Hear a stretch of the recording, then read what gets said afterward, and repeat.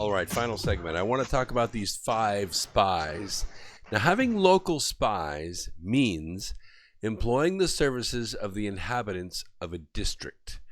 You can use the rank and file or staffers of the organization to leak information about that operation.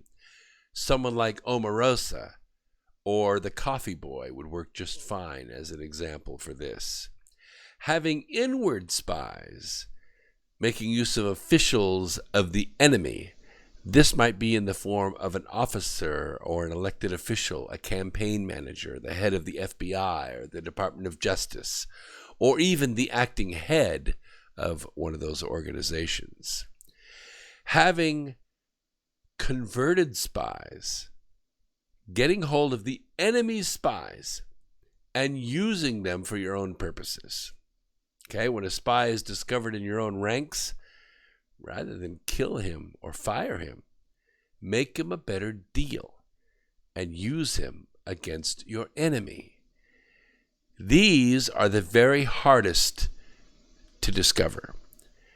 And usually the best thing to do is to remove their clearance and shun them from the operations. Now, having doomed spies, doing certain things openly for purposes of deception and allowing our spies to know of them and report them to the enemy. This creates a circle of confusion. This might be someone like General Flynn. Okay? He was recorded, and then he was tricked into withholding that information in subsequent casual conversations with the FBI. Then he was doomed, and he was fired. But then he divulged information about the people who had hired him to spy on the Trump administration. A doomed spy. And you remember that the Department of Justice, Mueller, said that they weren't going to sentence Flynn because he was cooperating with other investigations. What investigations might those be? A lot of speculation out there. Yes, that's true. Drone Free says spies like us. No, we're not spies, but I know what you mean. What you see is that Flynn might have been cooperating in other investigations, which might be into the real collusion with Russia. Might be into Uranium One. Remember, Flynn was there during all of that, but he was working for the enemy at the time. Now,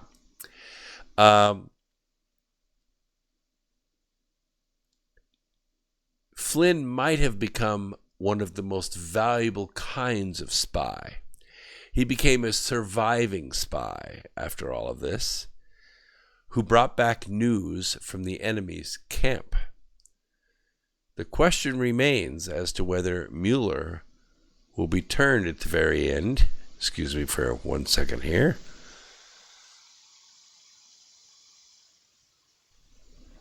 I know you all have this too. It's going around. I'm getting over it.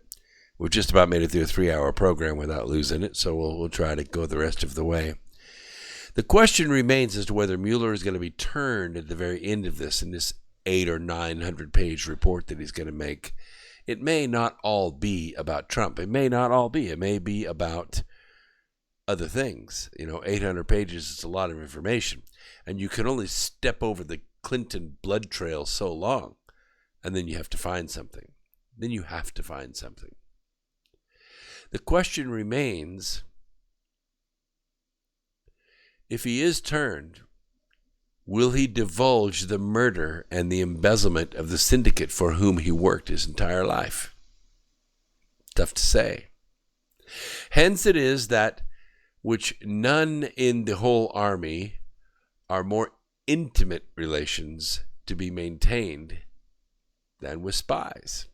You can love your generals, you can love your soldiers, you can love law enforcement, but it's the spies that you're intimate with.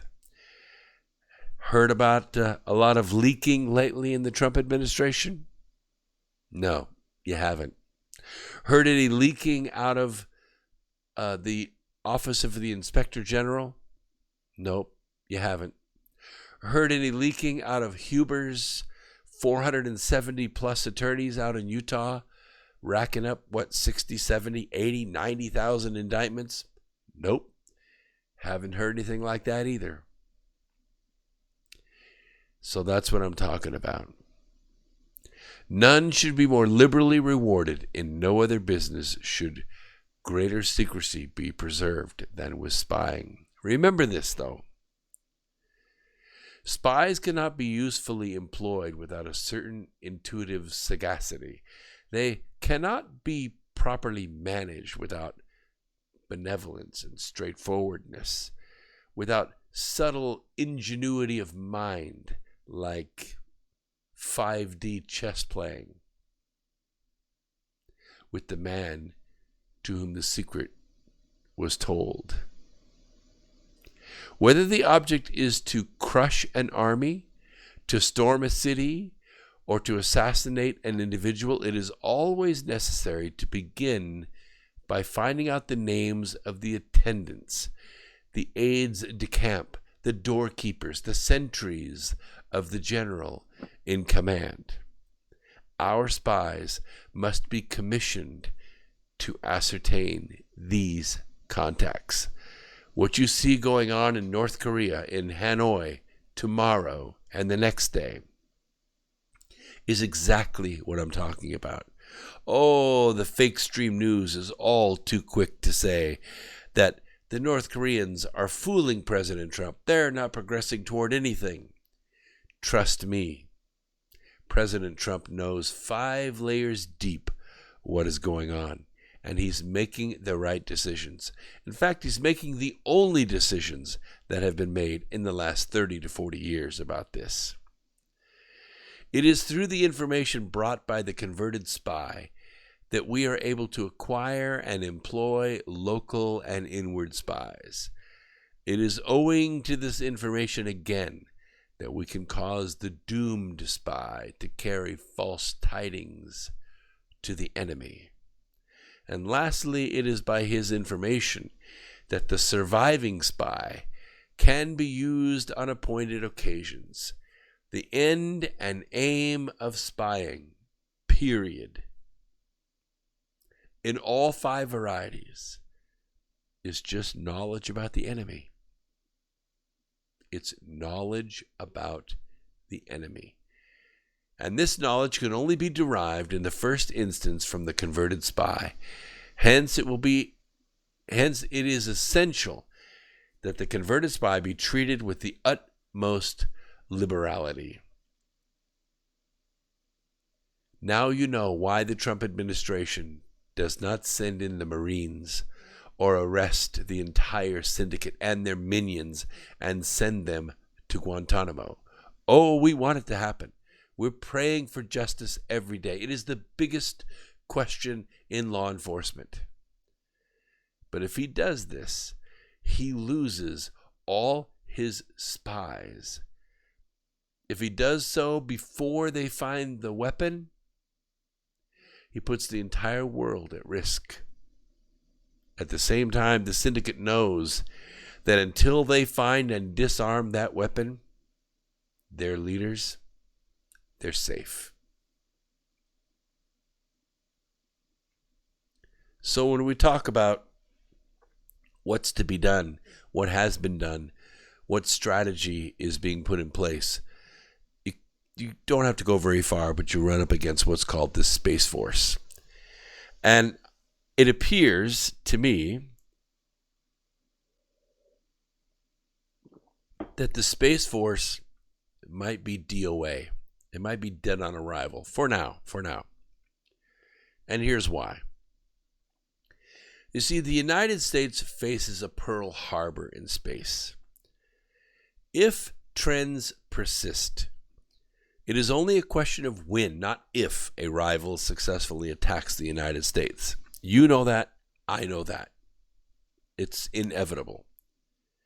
And remember, losing America's satellites could set the United States back to a pre-1970s era of existence. And there are a lot of countries, the syndicate especially, wants this to happen. If they could do it without killing millions of people, So be it. Turn the lights off. But they can't. They can't. Because there are tens of millions of people inside the United States that rely on those satellites working. They would die without it. They will die without that communication. China, Russia, and for all we know, North Korea have satellites in space that can turn off our cell phones and GPS in a single second. Spies and agents inside American government have made sure that anything done to defend America's dominance in space has been all but thwarted. I'm serious. Since Donald Trump took office in 2017, the Department of Defense, like most of the entrenched and political of all bureaucracies, has deeply resisted his calls for the enactment of the more controversial aspects of his foreign policies, such as withdrawing American forces from war-torn Syria, withdrawing from Afghanistan, right? He has said he wants to do that. It's time. And yet they're resisting it. And they're almost forcing him to keep soldiers there. Why? Our spies are trying to find out. One of the most important calls that the president has made has been his command to create a new branch of the United States Armed Forces. We've talked about this before. It's dedicated solely to space operations. Meanwhile, as president, he has reconstituted the White House Space Council and reinvigorated America's ailing civil space program while encouraging the growth of the private space sector. And certainly that has blossomed in the last couple of years. If it wasn't China or Russia that spoke loudest, you'd be surprised. But it wasn't. It was the Air Force. Yeah, it was the Joint Chiefs of Staff that resisted calls for the creation of the Space Force. They don't want to participate in this new space arms race. But for years, the current crop of military branches, namely the United States Air Force, has insufficiently resourced space defense. They could not have done more to weaken American defenses if they had blown the satellites out of orbit themselves. The entire rationale for the Trump administration's original decision to create the Independent Space Force was to overcome the political complex that has taken over the military. It has become a political machine after World War II that even President Eisenhower warned us about, President Kennedy warned us about, and President Trump knows about. These are the globalists. These are the anti-American political forces inside our own Pentagon. It's the prime reason why I wrote the book Charm a Favor. Since 2017, the president has issued public statements announcing his intentions to form a new military branch in order to better defend American interests, not necessarily on Earth, but in space. He wants to start fresh, using the flag officers that Obama had fired. He wants it to answer to the commander-in-chief instead of a political council of generals and admirals. The bureaucracy of the American military has grown into the most powerful on earth since World War II. They are far more powerful than Congress or the president, and I might add, probably more feared by everyone. More recently, the Trump administration issued a formal order, Space Policy Directive 4. It called for the Pentagon to establish a space force. However, the political bureaucracy inside the Pentagon managed to ensure that the Space Force will fall under, the Department of the Air Force.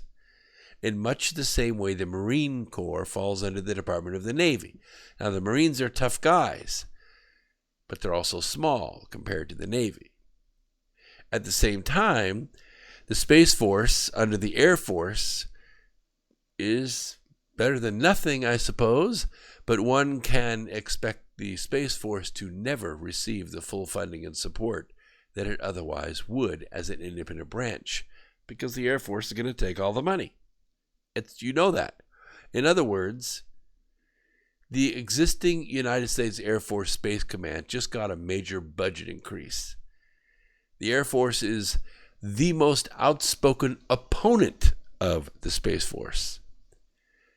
In my opinion, and I hope you're listening, President Trump should place the entire Space Force under my command. Just put it under my command, Brooks Agnew. I can take it. I can handle it. Only then would Earth be protected from the military-industrial complex that threatens all life on the planet. All those in favor, say aye. Thank you very much. The Pentagon has not taken its space missions seriously. It never did. It has done little to enhance the survivability of America's satellite constellations, and it has refused to fully embrace the concept that space weapons, such as a space-based missile defense system, are absolutely essential in today's complex and threatening world. By making the Space Force subordinate to the Air Force, the bureaucracy has ensured that military space missions will rarely receive the funding and leadership necessary to maximize America's inherent advantages in space. We've lost them all. If we ever had any, they're gone now. By putting it under my command, war would end on planet Earth, and an era of peace for thousands of years would be established. Freedom and liberty would exist forever, and socialism would become extinct as a form of government. I'm just saying, put it under my command, and I promise you, we'll get it done, and we won't lose a single life doing it.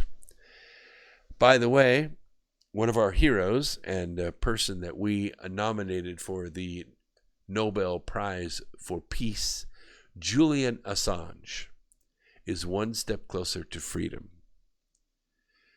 We believe he has done more for the integrity of journalism than anyone in 100 years. He has done more to hold government's feet to the fire than probably anybody in history. Now I have this awesome news. WikiLeaks founder Julian Assange is going to receive an Australian passport, according to a UK newspaper report. The Evening Standard revealed 2 days ago that the Australian government has confirmed that WikiLeaks founder Julian Assange has once again received an Australian passport.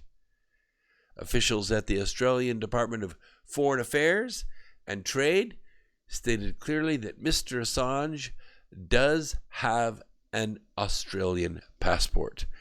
The Londoner reached out to the Ecuadorian embassy in England, where a staff member was first stated no comment, but then later he said, Julian Assange has the right to do whatever he wants, but he doesn't move on. He could stay here forever. Assange's passport has been held up by wrangling over whether it would be issued to give to him, given that a warrant is still out for his arrest in the UK. His UK lawyer, Jennifer Robinson, reportedly applied for a fresh passport halfway through last year. Greg Barnes, Assange's Australian lawyer, gave credit to former Foreign Affairs Minister Julie Bishop for her role in securing the new document.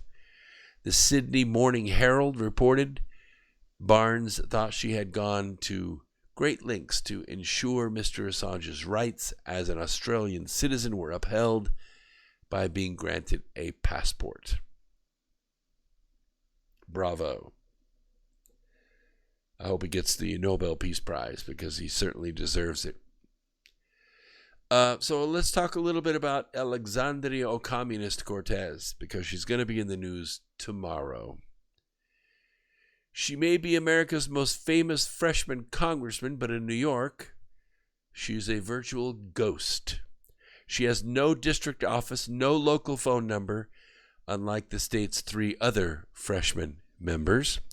Of course, she ran unopposed and found herself the direct beneficiary of the walk-away movement when the 10-term Democrat Joe Crowley was left standing at the altar.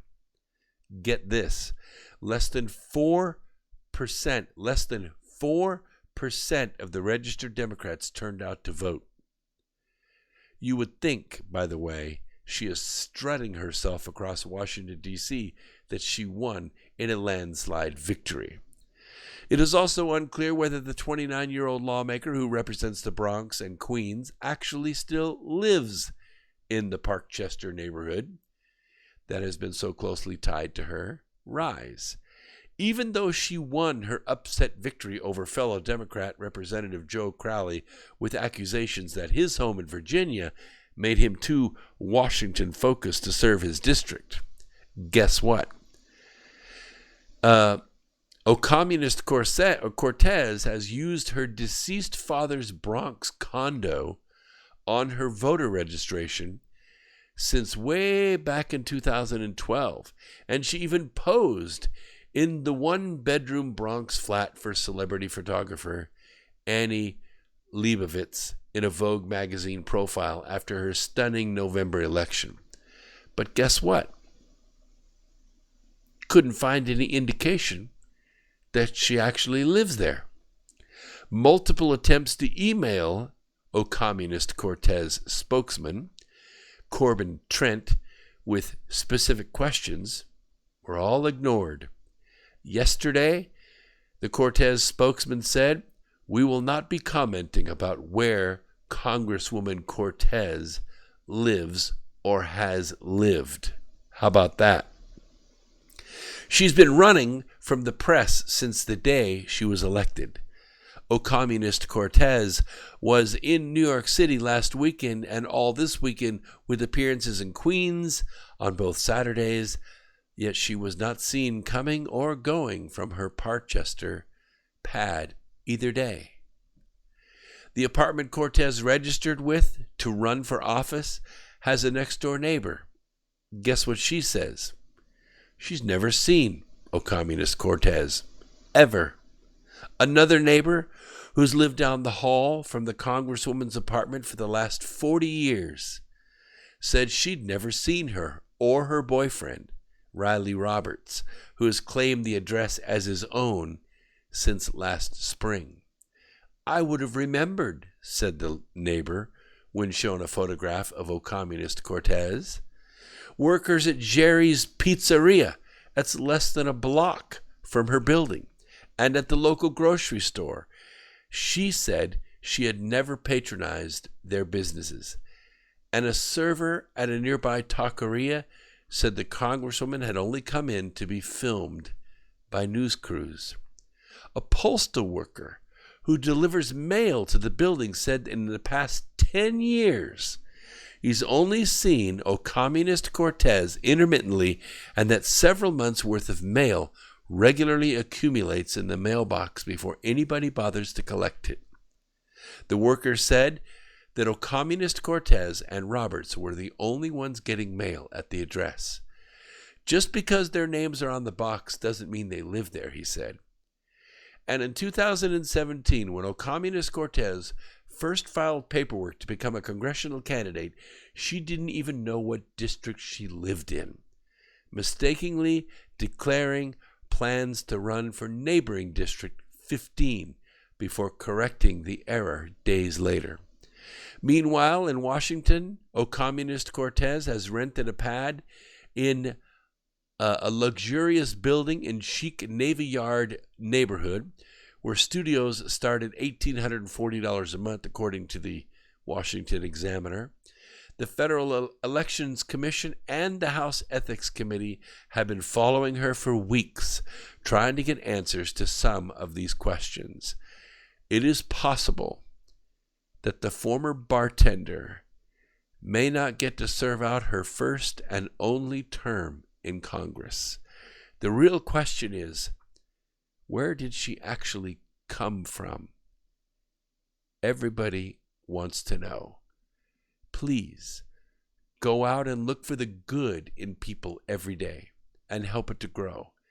If you do that conscientiously, you will eventually help save the planet. This is X Squared Radio. I'm your host, Brooks Agnew, saying peace, Earth Explorers.